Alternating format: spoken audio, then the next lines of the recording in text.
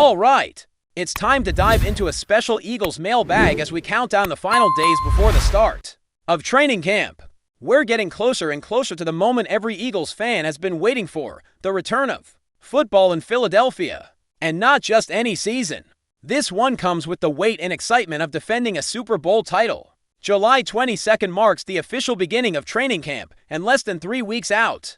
The buzz around the city is palpable. Fans are already circling important dates on their calendars. The preseason opener against the Cincinnati Bengals is set for August 7th, and that's when we'll get our first real look how this new-look team is shaping up.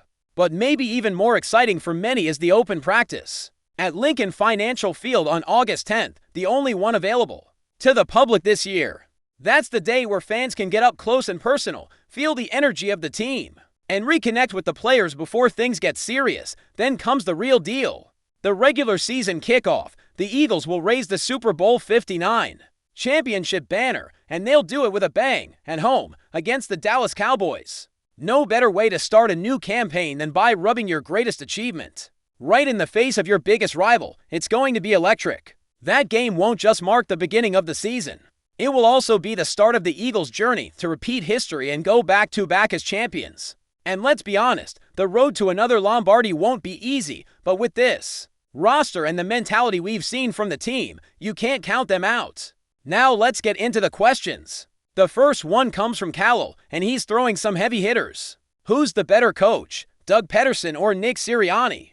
Who's the better quarterback, Nick Foles or Jalen Hurts? And in a hypothetical matchup between the two championship squads, the 2017 Eagles and the 2024 version, who wins? Starting with the coaching comparison, it's a fascinating debate. Doug Peterson delivered the first Super Bowl in franchise history. That alone puts him in a special category. He did it with a backup quarterback during a season riddled with injuries, and managed to outdo Bill Belichick and Tom Brady in one of the most memorable games the NFL has ever seen. His offense was fearless, creative, and explosive. But when you look at the full body of work, Nick Sirianni has quietly built a very compelling case. He's taken the Eagles to 2 Super Bowls in just 3 seasons. His ability to manage the entire team as a CEO-type head coach has been impressive. He doesn't call the plays like Peterson did, but Sirianni has built a culture, earned the trust of his locker room, and maintained a level of consistency that is rare in the NFL. What separates Sirianni right now is his connection with the players and his vision for sustainable success. Under him, the Eagles have remained competitive year after year, and the team's performance hasn't felt like a fluke. While Peterson's Super Bowl run was legendary, the seasons that followed were marked by inconsistency. Sirianni, on the other hand, has had the team playing meaningful football in January every year he's been in charge. So, if you're looking for a coach who brings a steady hand and can manage egos, expectations, and adversity, Sirianni gets the edge. Still, it's close, and depending on how you value play calling versus leadership, you could go either way. Now, comparing Nick Foles and Jalen Hurts is almost unfair in terms of overall career trajectory. But let's break it down. Nick Foles delivered one of the greatest postseason performances we've ever seen.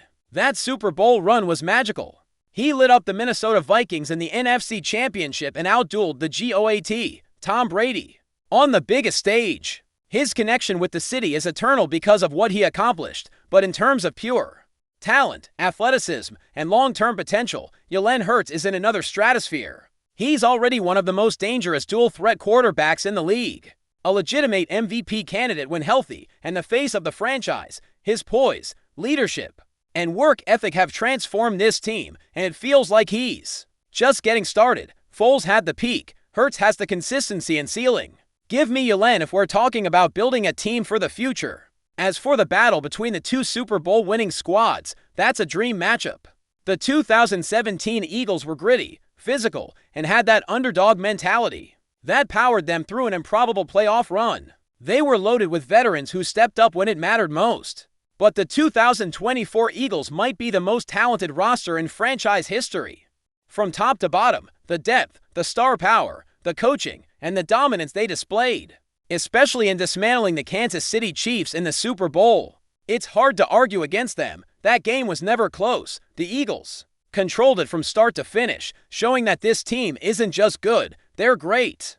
I'd take the 24 squad in a head-to-head simply because of their overwhelming firepower and balance on both sides of the ball. Let's move on to some questions about the offensive line, which continues to be one of the cornerstones of this team. Shane and Box Ghost both wanted to know how this unit will hold up in 2025, especially with the departure of right guard Mike Becton. Let's be clear, Becton was a beast last season. He opened massive holes for Saquon Barkley and was a huge part of the team's success on the ground. His absence will be felt. But even with that change, this offensive line is still built to dominate. Jordan Mailata is one of the best left tackles in football. Landon Dickerson is a top-tier guard. Kemp Jurgens is emerging as a rock-solid center. And of course, you've got Lane Johnson, the best right tackle in the league and a future Hall of Famer. That's for elite players holding down the trenches. The only real question mark is who fills the void at right guard. Tyler Steen is the next man up, and while he might not be at Becton's level right away, he has the tools to develop into a reliable starter. Plus, the depth behind the starters is impressive. The Eagles have invested heavily in the offensive line, drafting guys like Miles Hinton and Cameron Williams, who could both turn into future stars. Add to that veterans like Kendall Lamb and Matt Pryor, and you've got a group that's not just good, but deep. It might take a little time for the new pieces to gel. But make no mistake, this offensive line is still elite, and they'll continue to be the engine that drives this offense. Speaking of the offense, there's also a new play caller in town. With Kellen Moore gone, all eyes are on Kevin Patullo.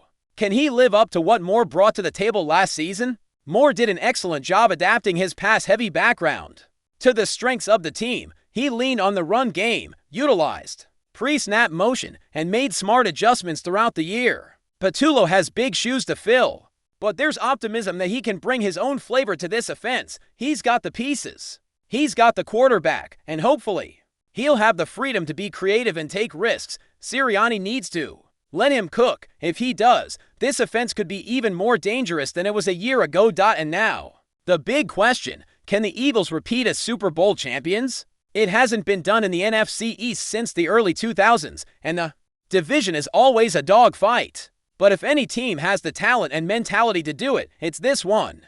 Despite losing some key pieces on defense, the Eagles still boast one of the deepest, most athletic rosters in the NFL. They've got continuity on the defensive staff with Vic Fangio leading the charge, and while there have been changes on offense, the foundation remains strong. If the team stays healthy, there's no reason they can't make another deep playoff run and contend for a second straight title. There's also plenty of buzz around Saquon Barkley heading into this season. After leading the league in touches last year, he's spent the offseason fine-tuning his training to stay fresh and explosive, working with names like Edgerrin James and Marshall Faulk. Barkley is doing everything he can to avoid a drop-off in production. He's posted some eye-popping photos showing off his physique, and it's clear he's in peak condition. The big question, can he rush for 2,000 yards again? No running back in NFL history has done it in back-to-back seasons, so the odds are against him, historically speaking. But with this offensive line and this offense, if anyone can break the mold, it's Saquon, even if he doesn't hit that milestone again. A 1,000-yard season still keeps the Eagles' offense in the top tier of the league. Another hot topic is the battle at running back. If Montrell Johnson and A.J. Dillon are neck and neck in training camp, who makes the final roster? That decision might come down to roster strategy. Dillon is a known commodity, a big, bruising back who brings a unique style to the offense at 240-plus pounds. He's the kind of power runner who can wear down defenses and thrive in short yardage situations. He's got that Legarrette Blount vibe from the 2017 team. On the other hand, Montrell Johnson has shown flashes of promise and could be a developmental piece with long-term upside, but the Eagles might try to stash him on the practice squad, whereas Dillon likely wouldn't clear waivers. That gives Dillon the edge for now. Then there's the overall vibe of the team. What's the best thing about this year's Eagles? It might just be their mentality. After the heartbreaking loss in Super Bowl 57, they didn't respond the way a champion team should. There was a sense of complacency, and it showed during the following season. But this time, after winning it all in such dominant fashion, the hunger is different. They're not satisfied. They want more. They want a dynasty. Jalen Hurts, A.J. Brown, Lane Johnson, Saquon Barkley, they've all echoed the same message. The Lombardi Trophy from last year is just the beginning. They've got the fire, the focus, and the leadership to do something truly special. Of course, Not everything is perfect. There are questions about whether the Eagles went too far with their youth movement on defense, letting go of veterans like Josh Sweat, Milton Williams, and C.J. Gardner-Johnson raised some eyebrows, but it's clear the front office has a plan. They weren't going to pay Sweat $19 million or Williams $26. And while letting go of C.J. still stings, especially because of the leadership and swagger he brought, the Eagles believe in their young core. They've invested heavily in the secondary with guys like Quinion Mitchell, Cooper DeJean, and Kelly Ringo. They added Adoree Jackson on a budget deal to bring in some experience. And they're counting on Nolan Smith, Jalix Hunt, and other rising stars to step up. It's risky, sure, but it's also a smart cap strategy, especially when your offense is stacked with high-paid stars. The defense is the cheapest unit in the league right now, and that flexibility could pay off big time. Down the road, on the topic of cap space, there's been a lot of curiosity about whether the Eagles have room to make more moves. The answer is yes. They've got over $30 million in cap space available. Some of that will go to signing rookie Andrew Mukuba, but that won't eat up too much. The real intrigue lies in how they use the rest. Do they make a move at cornerback? Maybe go after someone like Asante Samuel Jr. or Julian Blackmon? Or do they roll that money over to next year to lock up key young players like Jalen Carter? It's a good spot to be in. They've got options and they're not desperate. Expect the front office to evaluate during training camp before making any splashes. They'll see what they've got in guys like Sidney Brown, Andre Sam, and Tristan McCollum before pulling the trigger on another signing. And finally, the Nolan Smith question. Could the Eagles actually trade him? Highly unlikely. Smith is still ascending. He had 6.5 sacks during the regular season and added for more in the playoffs. He's fast, strong, and brings an infectious energy to the defense. At just 23 years old, he's exactly the kind of player you want to keep around, not shop around, unless something drastic changes or another team makes an offer they can't refuse. Smith isn't going anywhere. And that wraps up this loaded edition of the Eagles mailbag. From coaching legacies to position battles, from ring debates to roster construction, it's clear the Birds are not just aiming to defend their title. They're building for something bigger. Let's keep the momentum going as we dive even deeper into this Eagles team that's coming off one of the most dominant Super Bowl wins we've seen in recent memory. When a team wins a championship the way Philly did, by completely dismantling the Kansas City Chiefs in a game that was never really close, it sends shockwaves through the league. This wasn't a fluke. It wasn't a lucky run. This was a well-oiled machine that peaked at exactly the right time and now enters the new season with both a target on its back and the confidence that comes with being the best. But what separates this Eagles team from other defending champions is the sense of urgency. Usually, after a team wins it all, there's a natural letdown. The grind of getting back to the top is brutal. But the tone coming from this locker room is different. It's almost like they're still hungry. Actually, scratch that. They're hungrier. Jalen Hurts has made it clear. Last season was just the start. He's not satisfied with one ring. Neither is A.J. Brown. Neither is Lane Johnson. And you better believe Saquon Barkley didn't leave the Giants just to win one title and call it a day. This team wants to be remembered as one of the greats. That requires more than one Super Bowl. That requires a run. And let's talk about Saquon for a minute, because what he brings to this offense cannot be overstated.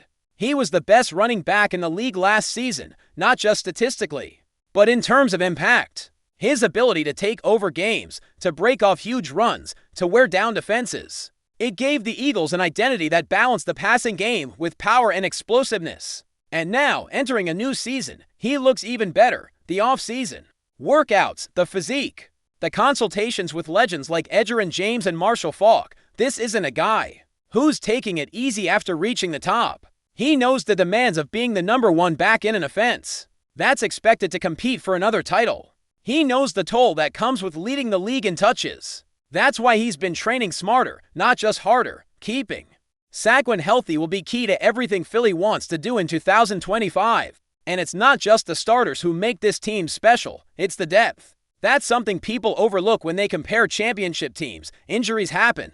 Slumps happen. Opponents adjust. But this Eagles roster has reinforcements at nearly every position. At running back, behind Barkley, you've got a legitimate competition brewing. A.J. Dillon brings size, strength, and postseason experience. He's the kind of back who can come in late in games and close things out.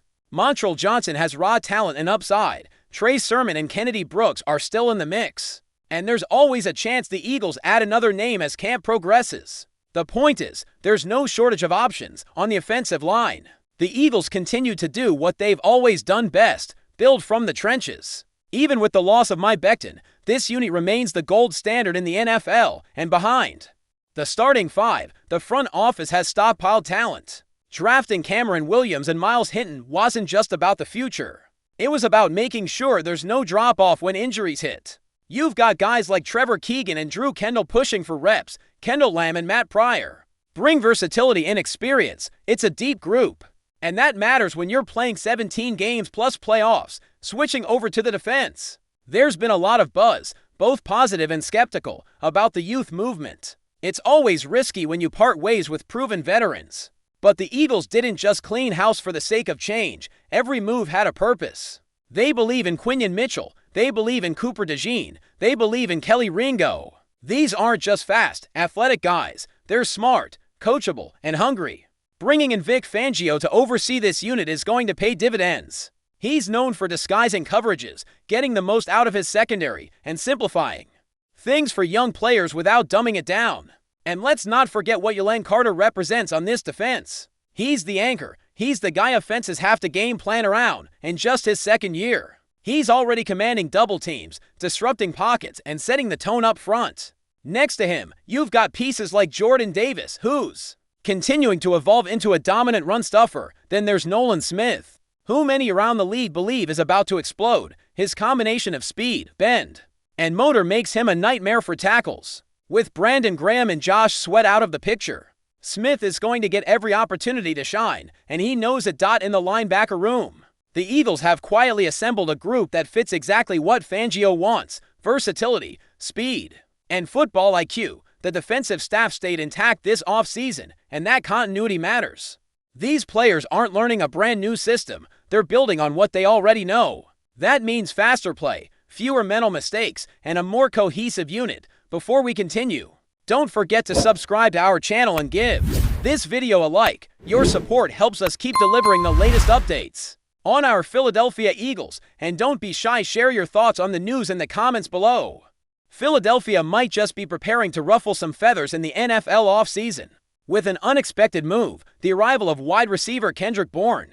While no official announcement has come from the Eagles organization, recent comments from Bourne himself are fueling speculation about a potential shift to Philly. Bourne, known for his energy on and off the field, reportedly dropped a subtle but significant confirmation regarding his next destination, the city of brotherly love. Fans quickly picked up on the clues, and social media was abuzz with talk of green jerseys and fresh beginnings. Although nothing has been posted by the team yet, insiders suggest that the deal could already be in motion, if not entirely sealed, for the Eagles. A franchise looking to reinforce its offensive arsenal, Bourne could be an intriguing piece. After all, his time with the New England Patriots showcased his ability to make clutch catches and bring a much-needed spark to a sometimes stagnant defense. Despite an injury-shortened 2023 season, Bourne was still on pace for solid numbers before tearing his ACL, if healthy. His addition could provide Philly with depth and versatility at the receiver position, especially with rumors swirling around possible changes in their receiving cores. Of course, Bourne's style fits right into the Eagles' fast-paced, hard-nosed identity. He's not a superstar, but he's a worker, a fighter, and someone who seems to thrive when underestimated, a profile that aligns perfectly with the city's blue-collar ethos. Pairing him with Jalen Hurts could give the Eagles another reliable option downfield, adding balance to a team already loaded with talent. Still, as with any NFL offseason chatter, this development should be taken with a grain of salt, or perhaps a whole shaker. Until the Eagles make it official, Bourne's possible rival remains just that, a possibility. But if the rumors are true, Philadelphia fans might have something new to cheer about very soon. That's it for this update. If you enjoyed the video and want to stay updated with exclusive news about our Philadelphia Eagles, be sure to subscribe to our channel and hit that like button. We can't wait to hear your thoughts in the comments. See you in the next video.